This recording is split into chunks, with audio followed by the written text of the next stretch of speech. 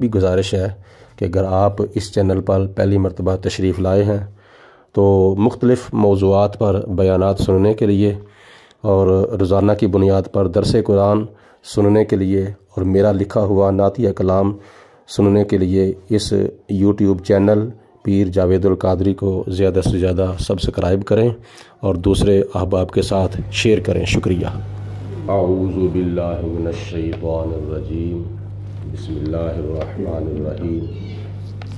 قال اللہ تبارک و تعالی فی القرآن المجید والفرقان الحمید۔ تبارک الذی جعل فی السماء بروجا وجعل فیہا سراجا وقمرا منیرا۔ سورۃ فرقان کی آیت نمبر 61، جس میں اللہ پاک کی ذات نے اپنی ذات کا تعارف کراتے ہوئے کچھ ان چیزوں کا ذکر کیا ہے جن کو اللہ پاک نے آسمان کے اندر پیدا فرمایا ہے۔ فرمایا تبارک الذی، برکت والی ہے اللہ کی وہ ذات، جعل فی السماء بروجا، جس نے آسمان کے اندر برج بنائے ہیں، وجعل فیہا سراجا، اور ان برجوں میں اللہ پاک نے ایک چراغ بنایا ہے۔ چراغ سے مراد سورج، وقمرا منیرا، اور روشن کرنے والا چاند اللہ پاک نے پیدا فرمایا ہے۔ پہلے نمبر پر آسمان اللہ تعالیٰ کی ذات بابرکات کی تخلیق ہے، اور 1 2 3 4 5 6 7 اللہ تعالیٰ نے آسمان پیدا فرمائے ہیں، اور آسمان کے اندر پھر اللہ پاک نے سورج پیدا کیا، چاند پیدا کیا، اور برج اور ستارے پیدا کر کے ان چیزوں کے ساتھ اللہ پاک نے آسمان کو مزین و آراستہ فرما دیا۔ جب رات پڑتی ہے تو تارے چمکتے ہیں اور چاند طلوع ہوتا ہے، جب دن چڑھتا ہے تو سورج طلوع ہوتا ہے، یعنی رات کے اندر اللہ پاک چاند کا نور بکھیرتا ہے اور تاروں کا نور بکھیرتا ہے، اور دن کے اندر اللہ پاک سورج کی روشنی پھیلاتا ہے۔ تو یہ ہمارے لیے اللہ تعالیٰ کی نعمتیں ہیں، اور یہ سب کچھ اللہ پاک نے ہمارے لیے پیدا فرمایا ہے۔ تفسیروں کے اندر لکھا ہے کہ 12 برج اللہ پاک نے پیدا فرمائے ہیں۔ برج سرطان، برج عقرب، برج اسد، برج سنبلہ۔ یہ فلکیات کا جو علم رکھتے ہیں ان کو بخوبی ان چیزوں کا پتہ ہے کہ اللہ پاک کی ذات نے کتنے برج پیدا فرمائے ہیں، اور بے شمار ستارے اللہ پاک نے پیدا فرمائے ہیں۔ تاروں کی بات یہ ہوگی ہے تو اس کے بارے میں ایک حدیث پاک سماعت فرمائیں۔ اللہ پاک نے کتنے تارے پیدا کیے ہیں، بے شمار تارے پیدا کیے ہیں۔ جناب عائشہ صدیقہ رضی اللہ تعالیٰ عنہ ایک مرتبہ حضور کی بارگاہ میں عرض کرتی ہیں، یا رسول اللہ، آسمان کے تاروں کے برابر بھی آپ کے کسی امتی کی نیکیاں ہیں؟ تو حضور علیہ السلام نے فرمایا، ہاں ہیں۔ یا رسول اللہ، وہ کون سا خوش نصیب امتی ہے جس کی نیکیاں آسمان کے تاروں کے برابر ہیں؟ تو حضور علیہ السلام نے فرمایا، وہ میرے عمر ہیں جن کی نیکیاں آسمان کے تاروں کے برابر ہیں۔ جب سے آپ نے کلمہ پڑھا تھا اس وقت سے لے کر جناب فاروق اعظم رضی اللہ تعالی عنہ کی شہادت تک جتنی آپ نے نیکیاں کی ہیں وہ نیکیاں آسمان کے تاروں کے برابر ہیں۔ اور آسمان کے تارے کتنے ہیں کسی سائنسدان کو پتہ نہیں ہے، ہمیں تمہیں کسی کو پتہ نہیں، اللہ جانتا ہے ان تاروں کی تعداد کو، یا اللہ کی عطا سے اللہ کے پیارے رسول علیہ الصلوۃ والسلام جانتے ہیں۔ تو پھر جناب عائشہ صدیقہ نے عرض کی یا رسول اللہ تو پھر میرے باپ کی نیکیاں کدھر گئیں؟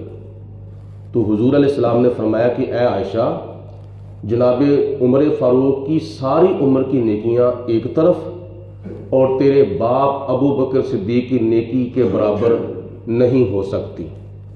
وہ کون سی نیکی تھی؟ وہ غار ثور کے اندر 3 دن اور 3 راتیں نبی پاک علیہ السلام کا سر مبارک اپنی گود میں رکھ کر جناب ابو بکر صدیق نے حضور علیہ السلام کا جو دیدار کیا تھا نا، وہ نیکی جو ہے وہ جناب فاروق اعظم کی ساری عمر کی نیکیوں سے بڑھ کر نیکی ہے۔ یوں سمجھ لیں کہ جناب فاروق اعظم رضی اللہ تعالی عنہ جناب ابو بکر صدیق کی نیکیوں میں سے ایک نیکی ہے۔ تو جب ابو بکر صدیق کی ایک نیکی کا یہ مقام ہے تو آپ کی باقی نیکیوں کا پھر کیا مقام ہوگا؟ کوئی اندازہ نہیں کیا جا سکتا۔ جناب عمر فاروق کی نیکیوں کا اور حضرت ابو بکر صدیق کی نیکیوں کا کوئی اندازہ نہیں کیا جا سکتا۔ تو اس میں ہمارے لیے بڑا سبق ہے اور بڑی عبرت ہے۔ پہلی بات یہ ہے کہ اللہ تعالیٰ کی ذات بڑی برکت والی ہے۔ اس سے مراد کہ اللہ پاک کے جو نام ہیں وہ بڑی برکت والے ہیں۔ اللہ، رحمان، رحیم، جبار، ستار، غفار، غفار۔ اللہ تعالیٰ کا کلام بڑی برکت والا ہے۔ جس گھر میں پڑھا جائے اس گھر کے اندر رحمتوں برکتوں کا نزول ہوتا ہے۔ تو اس لیے اللہ تعالیٰ کی ذات بڑی برکت والی ہے۔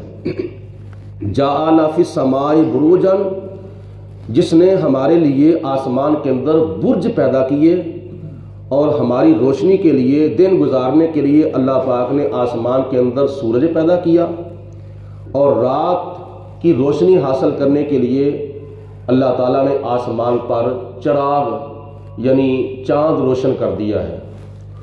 وَهُوَ، اور وہ الذی ذات ہے، یعنی اللہ تعالیٰ کی ذات وہ ذات ہے، جعل اللیل والنہار، جس نے دن کو بھی پیدا کیا ہے اور رات کو بھی پیدا کیا۔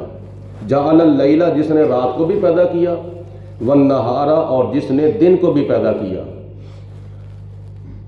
خلفتاً، اور یہ جو دن رات ہیں یہ ایک دوسرے کے پیچھے جاتے ہیں۔ جب رات ہوتی ہے دن نہیں رہتا، جب دن ہوتا ہے رات نہیں رہتی۔ دن رات کے پیچھے جا رہا ہے اور رات دن کے پیچھے جا رہی ہے۔ مفسرین لکھتے ہیں کہ جب دن آتا ہے تو رات چلی جاتی ہے، جب رات آتی ہے تو دن چلا جاتا ہے۔ تو ایک بزرگ کی یہاں بات یاد رکھیں۔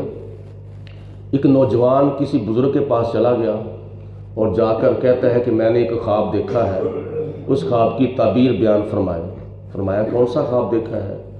تو اس نوجوان نے کہا کہ میں نے خواب دیکھا ہے کہ بیابان جنگل ہے، اس جنگل کے اندر میں چل رہا ہوں، اچانک میرے پیچھے شیر لگ جاتا ہے، تو میں شیر سے اپنی جان بچانے کے لیے کہیں پلان لینے کی کوشش کرتا ہوں، تو آگے ایک مجھے کنواں نظر آتا ہے، اس کنویں کے اندر میں چھلانگ لگانے کی کوشش کرتا ہوں، چلو کوئی بندہ مجھے کنویں سے نکال لے گا مگر شیر سے میری جان بچ جائے گی۔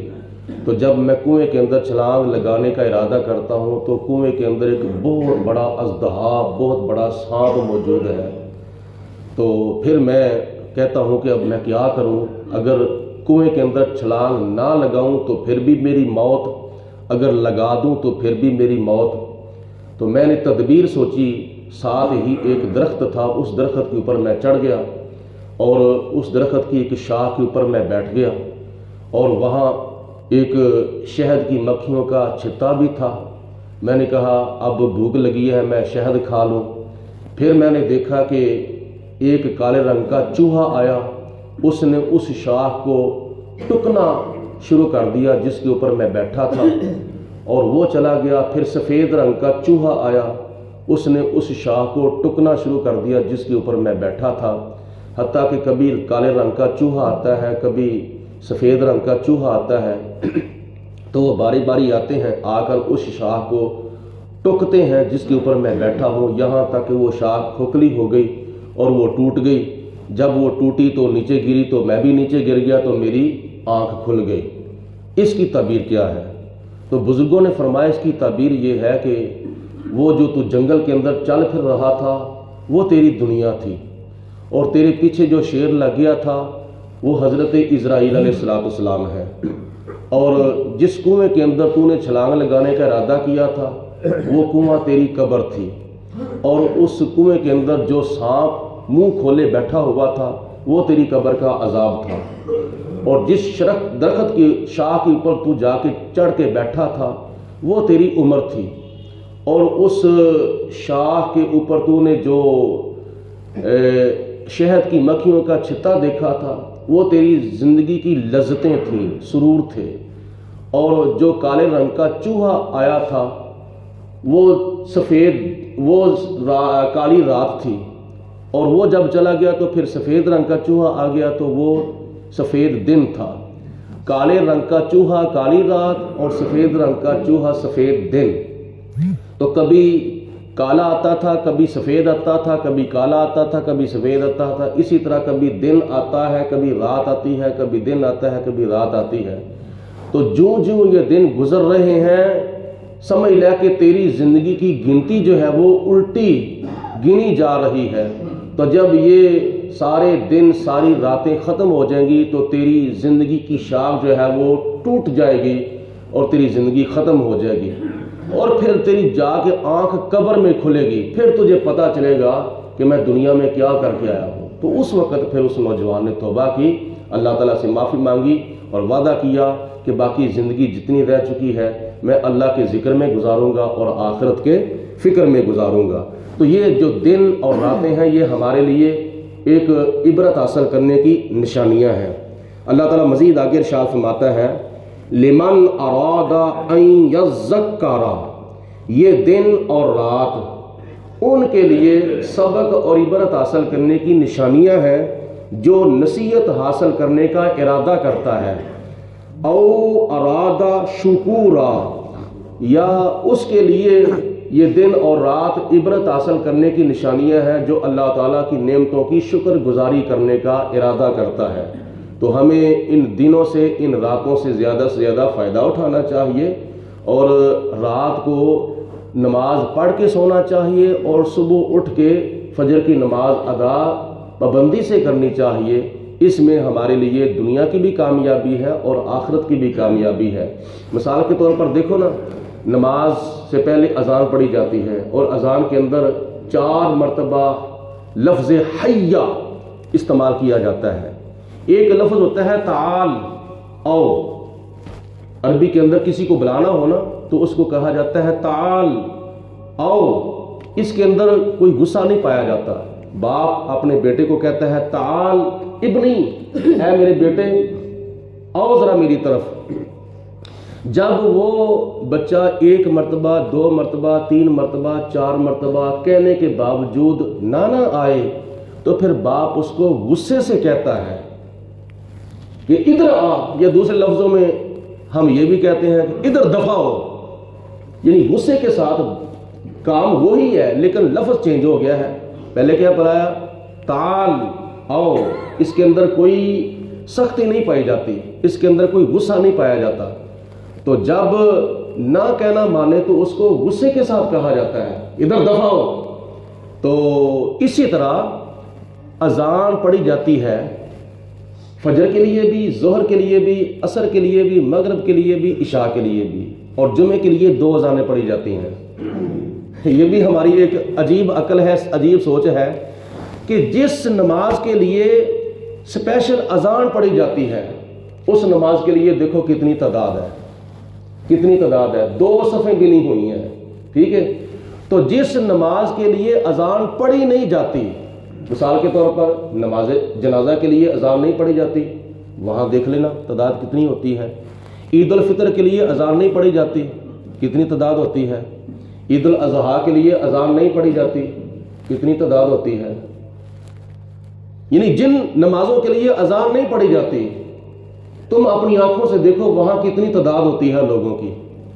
تو جن نمازوں کے لیے اذان پڑھی جاتی ہے، فجر کے لیے، ظہر کے لیے، عصر کے لیے، مغرب کے لیے، عشاء کے لیے، تو ان نمازوں کے اندر کتنے لوگ ہوتے ہیں، کتنے نہیں ہوتے؟ ایسے کر لو کہ 100 میں سے تقریباً 2% لوگ ہوتے ہیں 5 وقت کی نماز کے لیے، جماعت کے ساتھ نماز ادا کرنے کے لیے۔ تو جب پھر اذان پڑھی جاتی ہے نا، بندے کو بلایا جائے، نہ آئے بندے اللہ تعالیٰ کی بارگاہ میں حاضر نہ ہوں، تو یہ جو عربی کے اندر لوگ دوسرے کو بلاتے ہیں نا، 1-2 مرتبہ نہ آنے سے 2-4 مرتبہ بلانے کے باوجود نہ آئے، تو پھر وہ لفظ حیا استعمال کرتے ہیں غصے کے ساتھ۔ وہ غصے کے ساتھ کہتے ہیں حیا، کیوں نہیں آتا، ادھر آ۔ تو اسی طرح اذان کے اندر لفظ جب خدا اپنے بندوں کو بلاتا ہے 1 مرتبہ 2 مرتبہ 3 مرتبہ 4 مرتبہ متعدد بار بلائے تو بندے نہ آئیں، تو پھر اذان سے اندازہ کرو کہ اذان کے دوران اللہ پاک ہمیں کس انداز سے بلا رہا ہے۔ یہ غصے کے ساتھ ہمیں بلایا جا رہا ہے، حی علی الصلاۃ حی علی الفلاح، اور نماز کی طرف، اور کامیابی کی طرف۔ تو پھر صبح کی جب اذان ہوتی ہے اس کے اندر تو پھر ایک جملے کا اور اضافہ ہوتا ہے، الصلاۃ خیر من النوم، سونے والے نماز جو ہے وہ نیند سے بہتر ہے۔ تو ان باتوں سے زیادہ سبق حاصل کرنا چاہیے، اور زیادہ سے زیادہ عبرت حاصل کرنی چاہیے، اور زیادہ سے زیادہ وقت خدا تعالیٰ کے گھر میں گزارنا چاہیے، بالخصوص درس قرآن کے ٹائم، اور بالخصوص خطبہ جمعہ کے موقع پر زیادہ سے زیادہ وقت اللہ کے گھر میں گزارا جائے۔ تو اس میں کتنا ثواب ہے یہ آخرت میں پتہ چلے گا۔ اللہ پاک نے تمہارے نامہ مال کے اندر کتنی نیکیاں جو تھیں وہ تحریر فرمائی تھیں۔ اللہ پاک ہم سب کو سمجھنے کی اور ان پر عمل کرنے کی توفیق عطا فرمائے۔ وآخر دعوانا ان الحمدللہ رب العالمین، الصلاۃ والسلام علیک یا سیدی یا رسول اللہ وعلی آلک وصحابک یا سیدی یا حبیب اللہ، الصلاۃ والسلام علیک یا رحمت اللہ وعلی آلک وصحابک یا خاتم النبیین۔ اللہم صلی علی سیدنا و مولانا محمد معدن الجود والکرم وآلہ وصحابہ وبارک وسلم۔ ربنا آتنا فی الدنیا حسنۃ وفی الآخرۃ حسنۃ وقنا عذاب النار۔ ربنا اغفر لنا ولإخواننا الذین سبقونا بالایمان ولا تجعل فی قلوبنا غلا للذین آمنوا ربنا انک رؤوف رحیم۔ یا اللہ پاک اپنا فضل و کرم، رحمت برکت ہم سب کے شامل حال فرما۔ یا اللہ ہمارے صغیرہ و کبیرہ گناہ معاف فرما۔ یا اللہ پاک ہم سب کو زیادہ سے زیادہ نیک اعمال کرنے کی توفیق عطا فرما، برائیوں سے گناہوں سے بچنے کی توفیق عطا فرما۔ یا اللہ پاک ہمیں اپنا خوف عطا فرما، مذہبی شوق و ذوق عطا فرما، زندگی اسلام کی عطا فرما، موت ایمان کی عطا فرما۔ یا اللہ پاک ہم سب کو زیادہ سے زیادہ وقت تیرے گھر میں گزارنے کی توفیق عطا فرما۔ یا اللہ پاک ہمیں دنیا کی غفلت سے بچا، آخرت کا فکر عطا فرما، قبر و حشر کے امتحانات کی زیادہ سے زیادہ تیاری کرنے کی توفیق عطا فرما، بیماروں کو شفائے کاملہ سے عاجلہ عطا فرما، مقروضوں کو قرضے سے چھٹکارا عطا فرما۔ یا اللہ پاک ہمیں زیادہ سے زیادہ دین کے قریب ہونے کی توفیق عطا فرما، قرآن پاک کے قریب